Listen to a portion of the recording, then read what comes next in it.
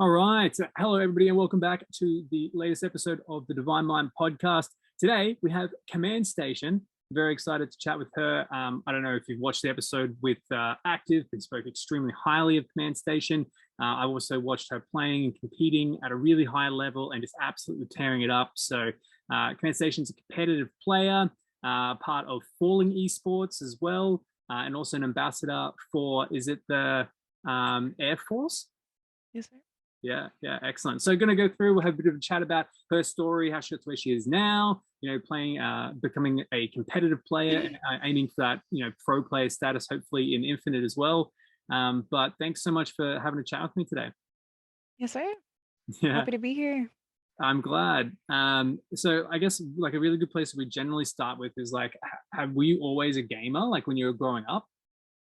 1000%. I started out at like 5 years old, like had some baby hands trying to play on that Duke controller way back in the day. So Yeah, I fair started enough. out pretty young, at like 5 or 6. What Um, games were you playing back then? Halo, man. A Oh, little bit of really? Ghost Recon, but like Halo 1, Halo 2, like that was my stuff. And then I started not really competing, but in Halo 3, um, I soloed my way to a level 40 in dubs, like the dubs playlist, and that was like my plateau. That was like the furthest I could get solo queue, like no comms, I didn't have a mic or anything. Um, yeah, that's kind of like where I grew my love for gaming. It was just more of like an overtime type situation. So Yeah, I get you. So you got into it just from what your parents having, or like was it older siblings having like a Xbox, and then you were like, oh, I'm gonna play Halo as well, or is it just what was around the house? so my mom is always traveling. She had a job where she was going on business trips and stuff, and my dad is working. So after school, like I would just come home and be me and my brother. He'd be like babysitting me, and he just got me into games, and so I just kind of gamed more so with my brother and my dad, than anything. Yeah, cool. And did you think that were they reasonably competitive as well? Like, were they trying to push, like, you said in Halo 3, you got your 40 in dubs. Were they doing the similar kind of thing? Or were they more casual? So my brother was definitely like pro level back in the day, and like Ghost Recon. He never really went pro though. My dad, he more so did it casually for fun. But he did love like being more competitive in Battlefield when he was bigger. Yeah. Um, and my sister, she played like a little bit. She was more like a Final Fantasy type player. Like she likes to play on the PlayStation and just do like her little, I guess it's like MMOs or something. Yeah, that was where I was at that point. Like you're out there grinding Halo already, and I was like Final Fantasy X, Final Fantasy X-2, Kingdom Hearts, like games like that had absolutely no skill, but was super fun to play through. Had really cool graphics and like a reasonably in-depth storyline.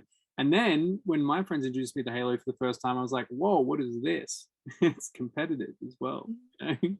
Can actually verse other people. Oh Um, yeah.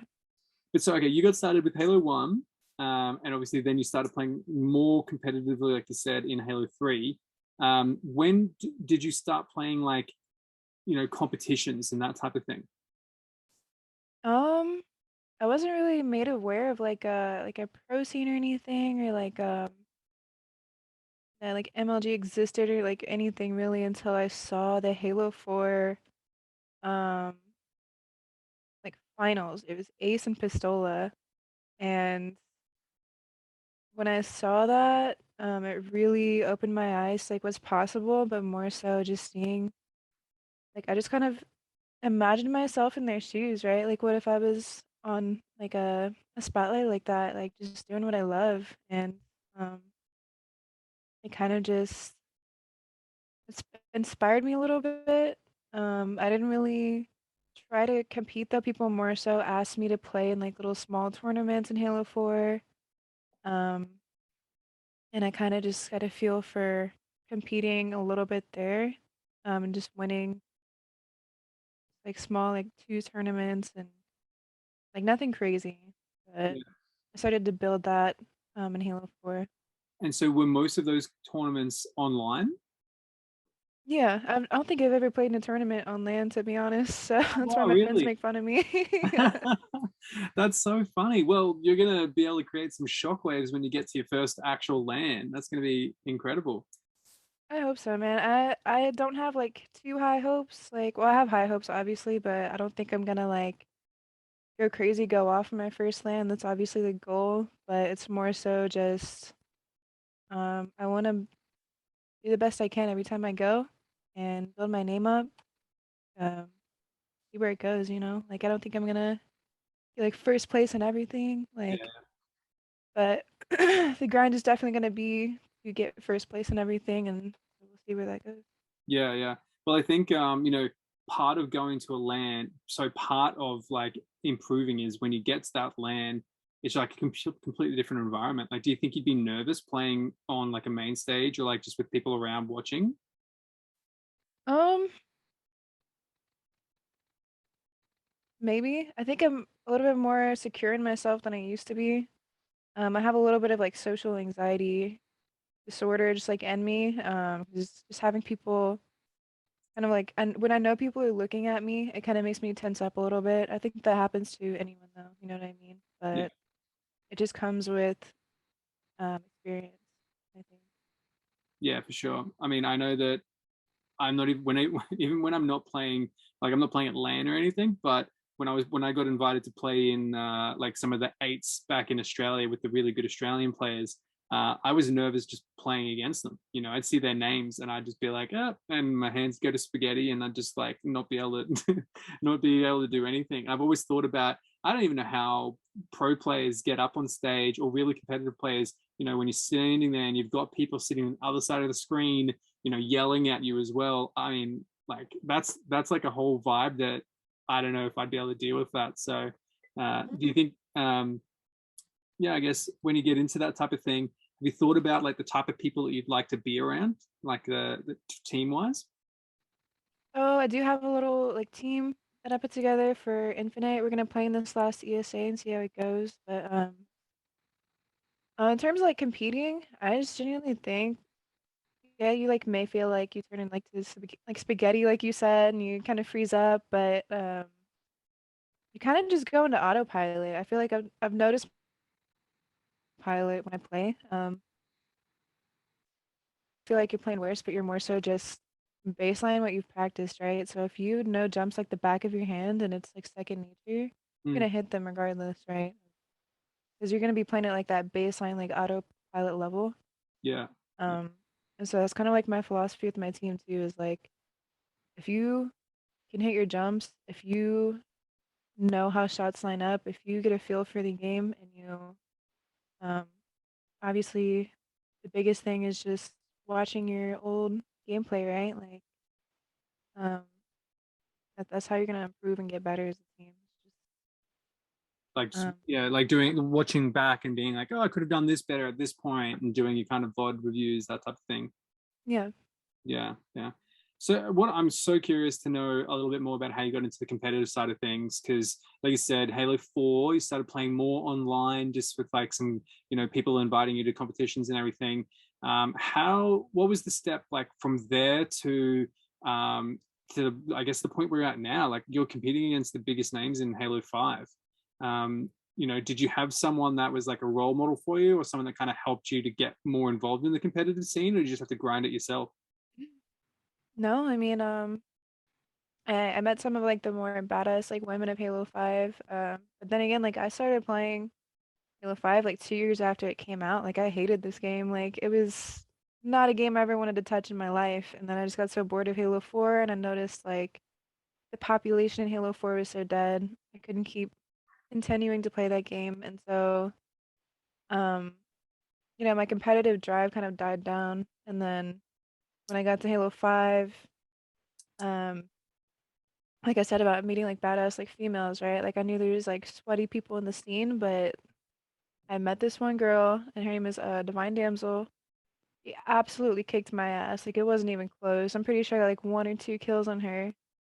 And I was like, damn, like who is this girl? Like she's insane, you know? Like she was I'm pretty sure dominating the scene at the time. And I kind of wanted to I was kind of, I don't know. I know this sounds toxic, but I just wanted to like be better than her. I wanted to beat her. Like I wanted to be the best female, and I kind of just lit my fire like to maximum capacity, right? Like so my goal was to, I don't know, just like be the best girl. And then she ended up picking me up one day on her team, and we ended up being competitors together, which I think is really cool because I used to be like a gold level player, and then I went to champ like maybe in the course of a year.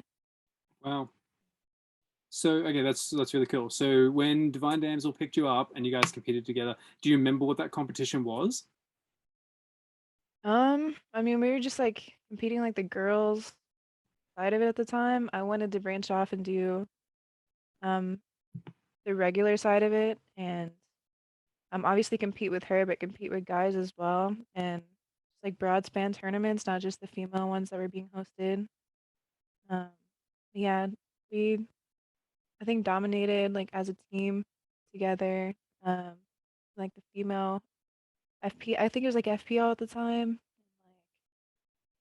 Hydra Gaming was putting on tournaments as well.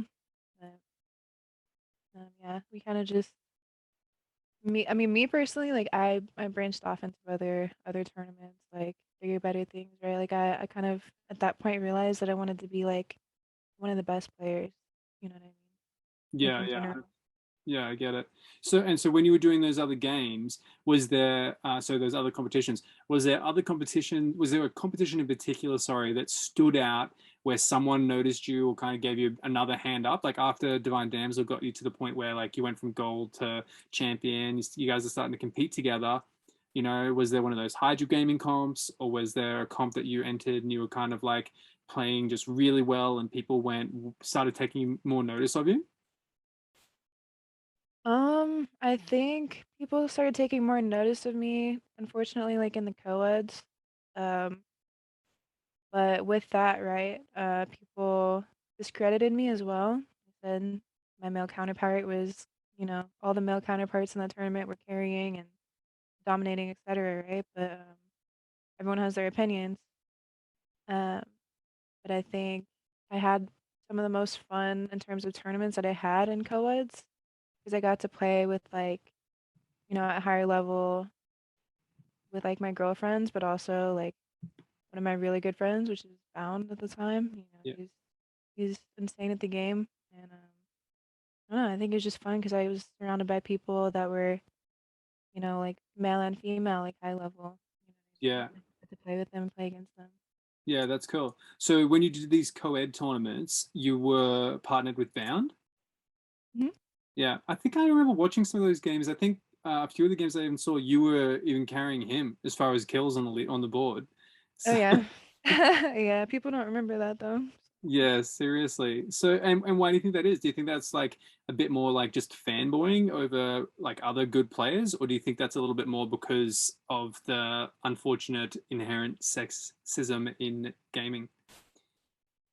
Um, I mean, you're gonna have like Anon. Like, can I use curse words? I don't know if Yeah, that's a thing. so You're really gonna have well. you're gonna have Anon assholes, right? Saying what they want to say, and you're also gonna have people that um unfortunately you're gonna give males more credit, but at the end of the day, right? Like I feel like women have a disadvantage, but they also have an advantage, right? Like if a male gets first at an FFA at a LAN, cool, like congrats, bud. But if a woman does that, she's gonna get so much more spotlight put on her. And yes, that can, go hand in hand, like positive and negatives, right? Like you're under a spotlight, it's uncomfortable. You're also um, more recognized as a female when you're making moves in the community. Yeah. I Yeah. feel like we do have advantages that maybe even it's hard to, like for us to acknowledge as a female community because there are a few disadvantages, but you just gotta like in terms of people being sexist and all that, you gotta take it with a grain of salt. You're gonna have people behind a screen, behind an alias, no face to the name, you know what I mean, saying what they want to say. Just to kind of see how you'll react, and you just gotta brush it off. Yeah, I mean, I really honestly wish that that wasn't the case. You know what I mean? Like, I wish it could just But you're right. When you give people that have that are cowardly and have no backbone, when you give them a complete shield, which is that anonymity, obviously they're going to take advantage of it. So it sucks that that's the how it is at the moment. But hopefully we're going to get some role models built in the Halo industry that teach these younger generations, especially like that there are ways that you should be talking just in general, right? Like to each other, and then hopefully that carries on into the sexism thing as well. Guys being able to not be douchebags online. Um, I saw Oath post something on her Instagram the other day about receiving just unwanted dick pics on Instagram, and I was like, I'm so glad that I don't have to put up with that. Like, I don't know what I'd do if I was like checking my Instagram DMs and then just boom, dick pic. Like, that. Yeah, gotta be super frustrating anyway. But Yeah. hopefully you haven't had to deal with too much of that. No, I don't really deal with too much of that. I kind of keep to myself a lot of the time. Unless I'm competing, obviously, I can't not keep to myself. You're obviously in like a limelight, but I don't know, you just ignore the negativity, man. Like, I don't know, there's again, like I can kind of like complain about how people treat me, but in the gaming aspect, right? Like people treat each other like shit at like lower levels of competing, and they treat like higher level people like shit. Like if they're behind a screen, obviously the anonymity part of it. Mm. So you just gotta ignore it. I mean, it's not Yeah, really if you put importance to it and if you put it on a pedestal by kind of like talking about it more, then it becomes maybe a problem that you didn't really want to be there. You know what I yeah, mean? Like, yeah. I know what you mean.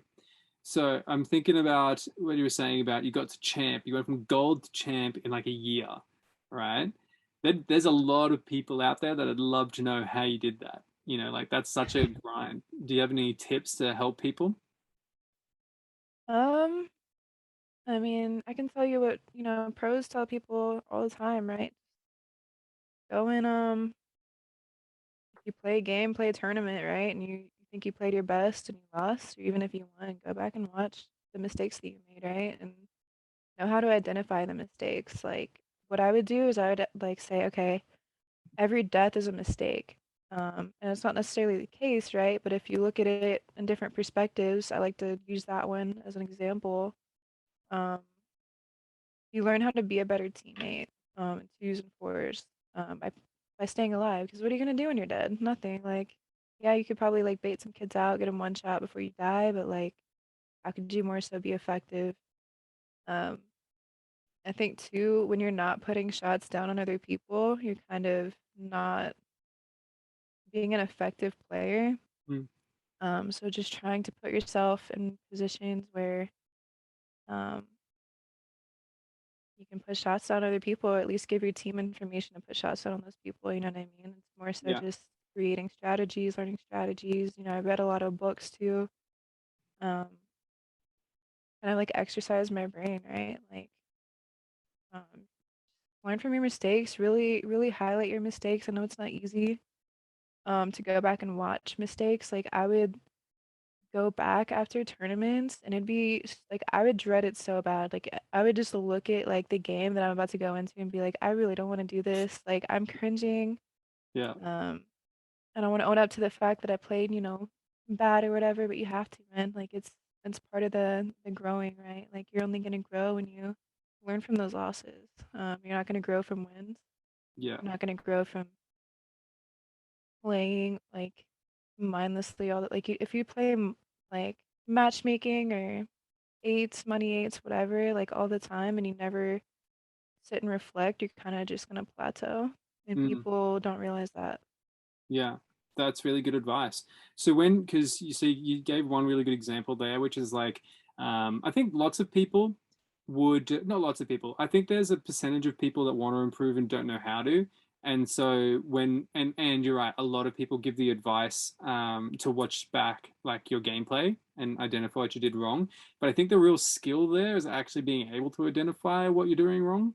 You know what I mean? Mhm. Like if you've got another player that's better than you, then they can help to identify it. But if you don't, I think like what you said is thinking about every death as a mistake. Not that it is, but if you look at it from other people's perspectives, like okay, if I didn't die here and I could have been helping my teammate out, or did I die because I went the wrong way off spawn, like I didn't connect properly, or was I not looking at the information that I had around me? You can pick up on lots of like play style things like that. So I think that's really good advice. Is there anything else that you look at in like when you're doing like a video review or something that you think you'd consider as a mistake, or just something to look out for that everyone could, keep in mind? Well, there's tons of things you can look for. Tons. I mean, there's an infinite amount of ways to improve perspective eyes. Like you can look at a game, one game or one series that you played for hours and just become better and better and better as you figure out, you know, once you break that down for yourself. Mm. Um, I don't know, like I don't know. I feel weird talking about this because it's like I'm obviously not the best player or anything. I became like better and everything, but just kind of like how I improved, right? Like I learned like you have to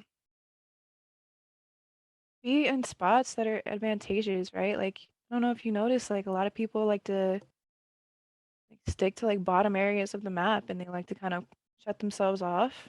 And those are like the places you don't really want to be. You want to have power control and you want to create that power control with your team. It's something you have to build with your team. You know what I mean? Like you can improve as a player, um, but in terms of competing in fours at high level, you have to have a team that's willing to be passionate enough to like go in and figure out their mistakes like together as a team with you. And that's kind of what I'm doing with my team right now. Is I created like a I won't say like a book, but it definitely looks like a book with everything that I put in there. But it's just like points, right? Like I created stick STIC. It's basically describing how is this location important or is this location maybe not ideal for your team? How to move from location to location, stuff like that. Like in terms of like time management and everything, really breaking stuff down with them. I don't know. I think that's awesome as well. So what does stick stand for? Um, oh, well, because I'm live on a video, it's like having brain fog right now. I Oh literally no went over no. it last night. But, If it comes back to you, let me know. So who you've got a team that you put together for Infinite as well. Who are the other players? so it's Valid, Ruler, and this kid named Sensei. Two of them are kind of like low-key gods. They're really young. They remind me of like, actually, I'm not gonna say that. I don't know. They have a ton of potential. Um, Me and Ruler both see that. And Ruler, by the way, it's yeah, that's like rival, right? Like he goes by different aliases or whatever. But yeah, so we see potential in like the two kids that haven't really competed, and then me and rival have obviously competed a lot. So it's kind of pretty balanced team. You have two like young guns coming in who really want to um compete in Infinite and see where it goes, and then you have two more like um seasons. Like I hate to like gas myself in any type of way, like call myself seasoned or whatever, but I mean, like I don't know. I Yeah, feel like but I haven't, made it, but yeah. But you're talking like in comparison to the two people on your team. yeah. Like, yeah, you've definitely just got more experience than what they do, for sure. And Mhm. so, how long have you guys been like formed as a team for now? I'd say like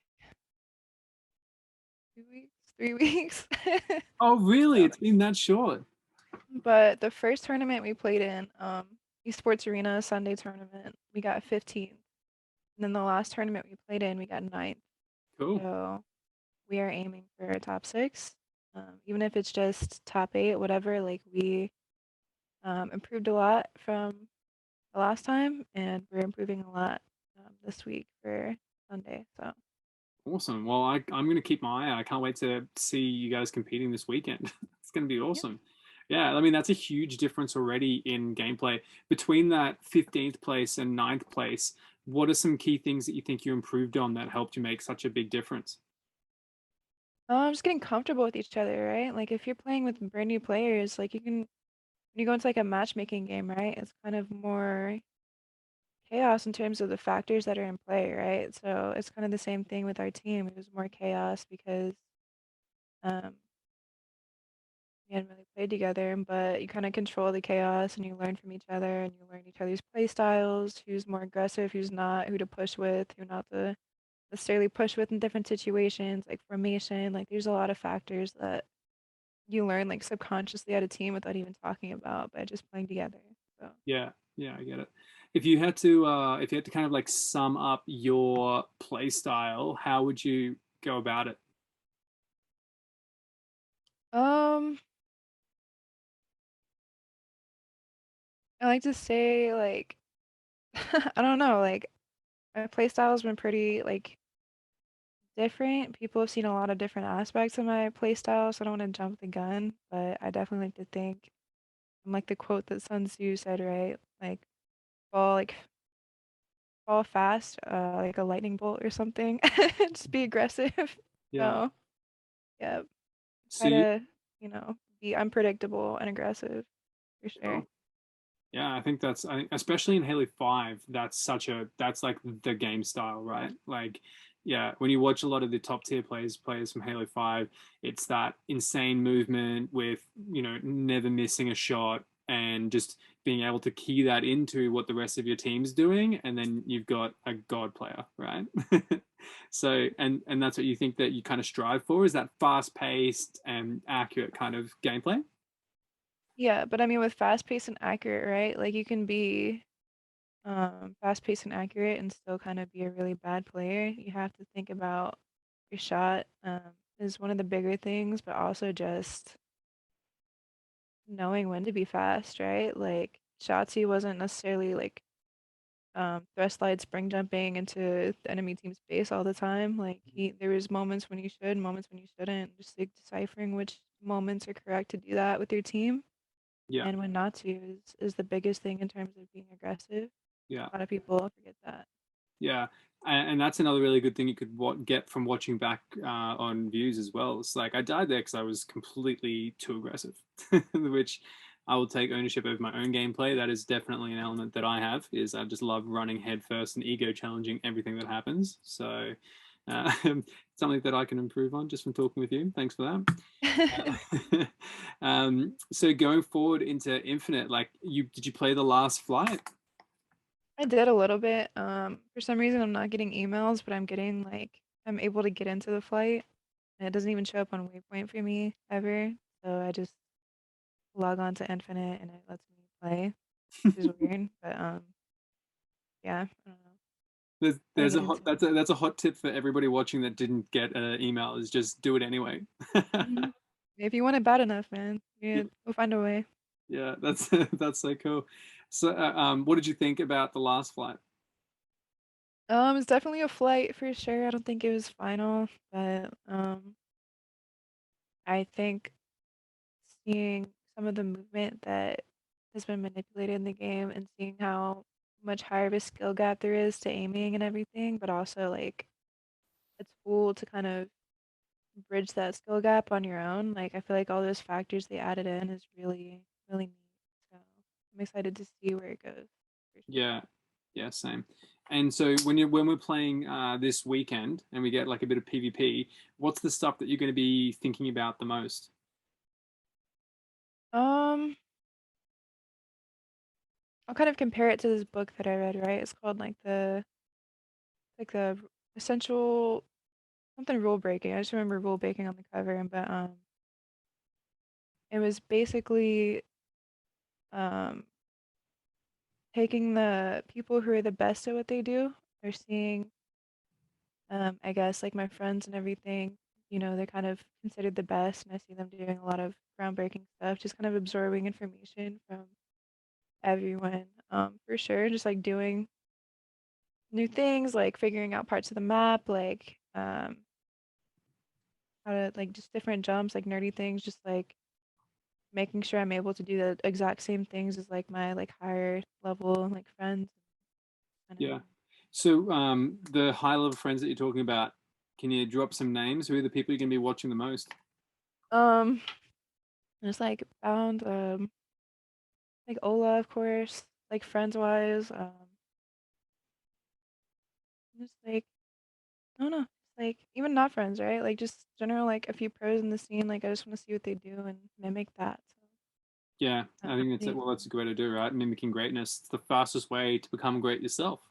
Yeah. So and too, Bruce Lee did that like something similar, right? Like and kind of tying back to that book that I mentioned, like a lot of great artists took like big name artists, like what they did to become great, and they learned how to master it like perfectly. And then they took the aspect of themselves Mm, and mixed it in with that. And they became, I wouldn't say became, they created their own version of art that was also great, if that yeah, makes sense.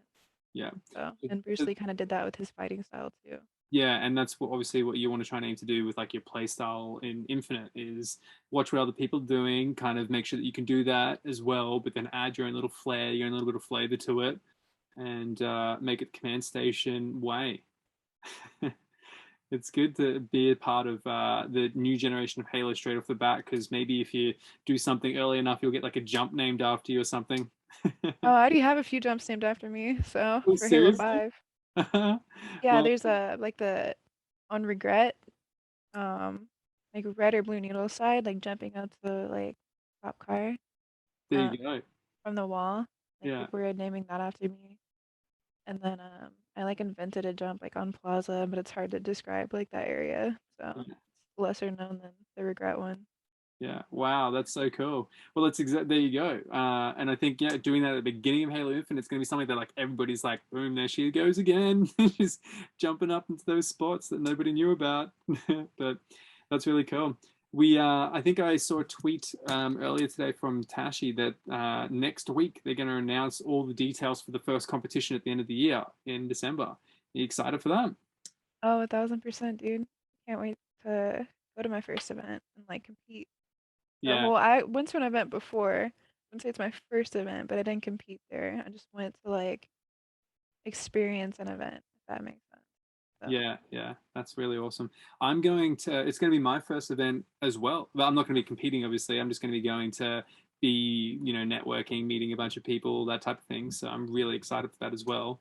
Um, when when you guys go as a team, have you got like an idea of are you going to do anything differently, like for a LAN?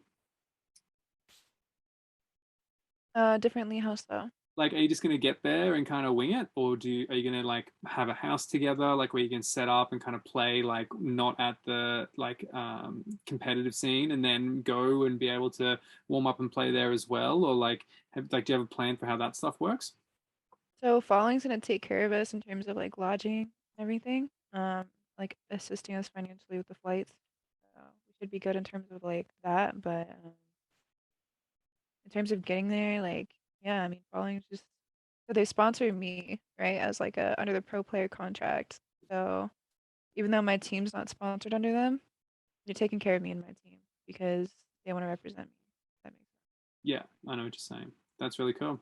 Well, that's lucky that you got someone like that that's super supportive there for you as Oh, well. 1000%. I feel blessed every day. I can't believe. Honestly, like, yeah, some days I can't believe like I got picked up by just like such an awesome org. I know they're like smaller, but like they gave me the time of day and they've taken on some really goated teams too. And so I'm just really excited to be a part of that and be a part of them.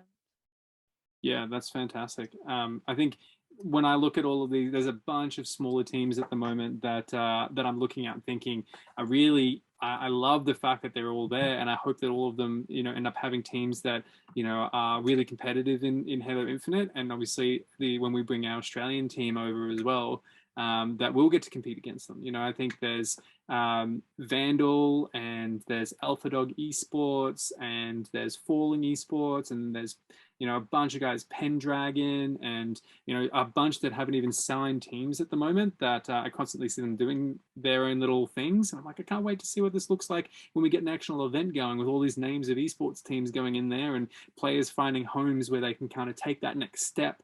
Between what they've been doing in Halo 5 and hopefully, being a new generation of Halo player that we haven't seen before. So I'm really Right. excited for that. And have you got any goals between now and Infinite? Like, are you working on stuff for your stream or for YouTube or for Twitter or something like that? I have a lot of ideas, but I don't really want to act on them until after I've kind of established a place that I want to be in the competitive scene. In terms of between there and now, just working on my health. I have like a weight where I want to be at, stuff like that. I kind of started out the year pretty rough in terms of my job, very stressful. I gained stress weight. So kind of creating an environment for myself mentally and physically to where I'm going to the gym every day and also like taking time to just take care of myself mentally, physically, etc. Like I kind of just want to have a goal like that, not necessarily like before Infinite drops or anything, but um just make sure my health is like where it needs to be. Yeah, awesome. Well, that's I respect that so much. I don't know if you've seen any of the things that we do, but a really big aspect of what's important for us at Divine Mind is that health, fitness, and having a really good balance between like gaming, but also the rest of your life. And when you said that you've got like a few goals that you're working on, you're training every day, is that something that you feel like helps with being competitive and like improving? Oh, anything helps, man. Like going to the gym helps, obviously. But even if you decide to take up like a new instrument or you decide to learn a new language, like anything is gonna make your brain more equipped to competing because you're just exercising your brain, right? Like people think, oh, like you can only exercise like your body, but it's far from the truth, right? Like you're working out your brain every time you read something, you're working out your brain every time you learn something. Um, we change every day, right? Like you woke up this morning and you're a completely different person, in a certain aspect than you were yesterday, right? Like Yeah. you may have the same morals, beliefs, ideals, but you wake up with um I don't know, like it's hard to really describe. Like Yeah, I know what you're saying. yeah. Wait, so when you go to the gym, what do you normally train? Are you like a weights kind of person, cardio? Do you like hit? Do you like classes? Do you do PT? Um so I try to do cardio and weights, but on the days that I'm really sore, like everywhere, I just do cardio. But if there's a part of my body that's not sore anymore, then I'll work that out again. Cool. Do you have a favorite part that you like working out the most? I love doing the leg press for sure because it's the highest weight that I can really lift. So I feel like more accomplished when I'm doing like leg presses. Yeah, I totally agree with you. Training legs is my favorite thing to do as well, purely because of that. It's the most weight, right? You feel like such a boss afterwards. I just lift that. Oh yeah, but you can't walk afterwards for Yeah. sure. But that's why being a gamer is good because then you can just sit down, concentrate on gaming, knowing, hey, just trained really hard. Exactly. I just did that. But I love that you've got the goals there, like health and fitness wise as well. And I think that like someone like you who is a badass gamer, that is super competitive and has got a really bright future coming into Infinite, being able to do that, like you're going to be a really good role model for everybody out there that's younger, that's thinking about being a competitive player as well.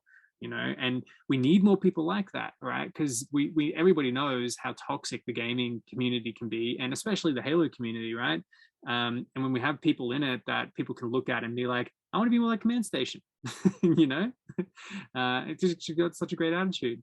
Um, but I love that. I love that. So, yeah, well, wish you the best of luck with all of those health and fitness goals as well.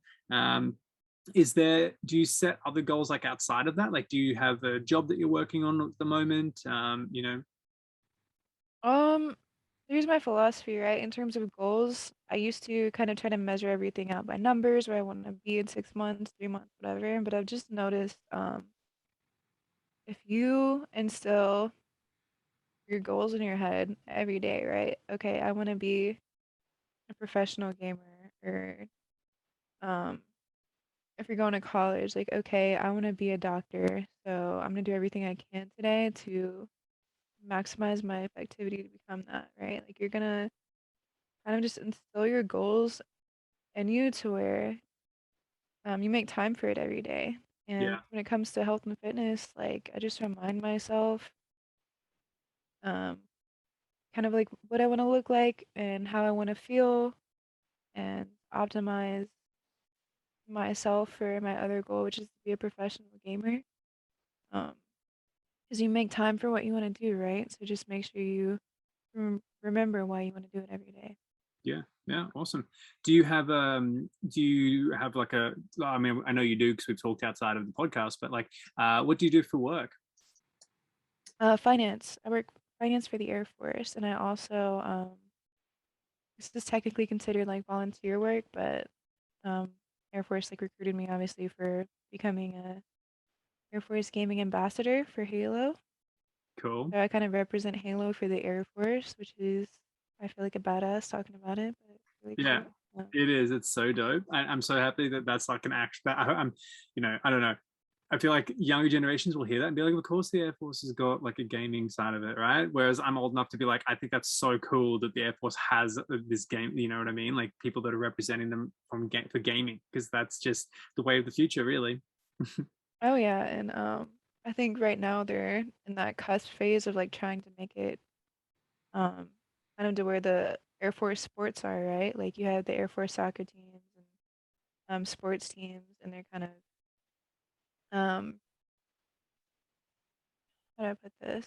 So I'll say this, like you probably don't remember this, but like golf, like some time ago, right, was considered kind of how gaming is today.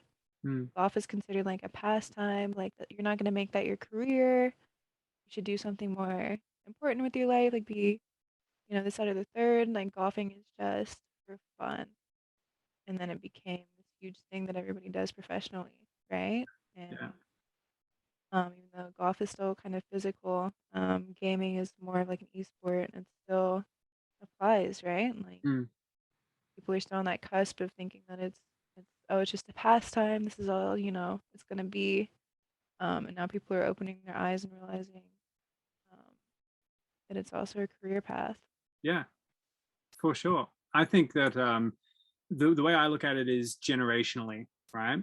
Um, as humans, we kind of really struggle with thinking about things as we try outside of our lifetime. Like we like to think about, okay, in my lifetime, this is how things are.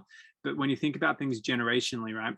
The generation that's above me, like my parents and grandparents' generation, it's very, very hard for them to understand gaming being a job because when they were younger, first of all, there wasn't gaming, right? It came in like halfway through their life, and it was like Pac-Man and Space Invaders, right? So for them, in essence, that's what they still consider gaming to be. It's like that first time that they ever experienced it playing Pong or Space Invaders, whatever it was.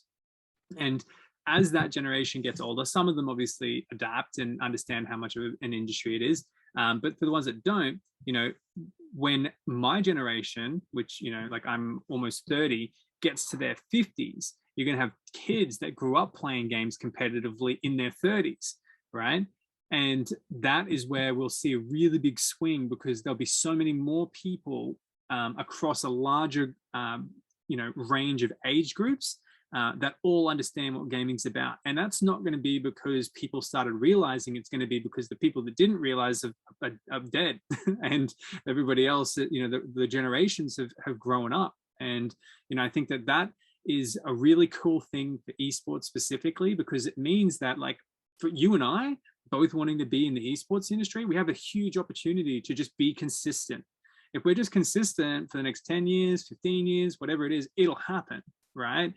Because it just needs that time when more and more people start realizing that it's like that. There's already, it's already such a huge industry in terms of the money that's coming into it. That we know that like it's a possibility, but when it gets to the point where like people are watching sport on TV, which it probably won't even get to that point. TV will probably fade out, and like online competitions will become the thing that we watch. You know what I mean? So when all of that happens, it just opens up so many more doors and possibilities for people like you and me. So I think it's a super exciting time to be a gamer, especially a young gamer. Because yeah, you've got all of that opportunity there. But I try to keep it around an hour. The timer says that the call's been going for an hour and 35, but we had some technical issues at the start. So I'm not actually sure how long we've been talking for. So I'll ask you a few questions that we usually kind of finish up with. The first one is, when you look at that, like your life, say maybe 5 years from now, where do you see yourself being? Do you see yourself still being a competitive gamer? Do you see yourself putting out more content? You know, do you own a house? Are you married? Do you have kids? Like, what's the stuff for you? Like, if you looked at, you know, a slightly long-term goal of 5 years from now. I'd say with a little bit of luck, I'll be exactly where I want to be. A professional gamer, killing it. Obviously kind of have my own place technically. More so 5 years I'll be out of the Air Force. So I hope to make not only professional gaming, but just anything in esports a career. That's kind of where I want to be then, and just in the best physical shape of my life. Like obviously I want that in the next 6 months, but just to maintain that would be pretty cool. Yeah. So, Yeah. so I say with a little bit of luck, like I know I'm gonna get there because I know I want it and I know what I do when I want something. Yeah, cool. That's awesome. And then the last the question that I usually ask is, you know, Active obviously recommended you to come on the podcast because he wanted to learn a little bit more of your story. And I hope that everybody watching got to understand a little bit more of your story. Is there someone who you think would be beneficial for us to have on the podcast, or that you'd like us to talk to and go through their story as well? Oh, I can give you a whole list of people, man. I'd say, I mean, yeah, like you got Divine Damsel, you got Bound, you got like pro players like Pistola, you got like Renegade, people that kind of Well, we've had been Bound on the motivating. podcast, and he was a really awesome guest to chat to. He's a super driven kid as well. But I think let's go with Divine Damsel. If you want to tell her, hey, I threw your name out there, Right. and now He's you a can have, badass. yeah, now you're gonna have this guy messaging you about jumping onto the podcast, and then I'll organize it with her the same way I did with you. But that'd be awesome because I can tie your two stories in together, right? And see how they came out. But it was absolutely awesome getting to chat with you and getting to know you a little bit more. I think you've got an amazing opportunity coming into Infinite, and you've got such an awesome attitude, both, you know, professionally, around like how you're looking at gaming and everything that you're doing. And I hope that everybody watching this as well got like a little bit more history and background into who you are and how much work you've put into improving and becoming better at the game. And, you know, like all the times that you talked about where you didn't want to watch the you know, back footage of gameplay, and you were cringing sitting there and watching it. But, you know, the fact that you pushed through those things, and you played with other people and you had an open mind and you put things out there, is, you know, the reason why you've been able to get as good as you are now. So thank you so much for your time. I really appreciate it. Yes, sir. I appreciate being here. Of course. So thank you everyone for watching this episode of the podcast. I hope you enjoyed it. I'm going to leave a link to Command Station's details in the description of the video. You'll be able to go and check her out on Twitch and on Twitter. And I know she's got a YouTube channel, not too much there, but the 2 videos that she does have on there are fantastic. So you should definitely go and watch them. But we'll touch base hopefully in the future, maybe after the first LAN, and I'll get to see how your team went, and we'll do like a little follow-up episode on where you are now. Okay. Awesome. Awesome. But thanks so much again for the chat. Yes, sir.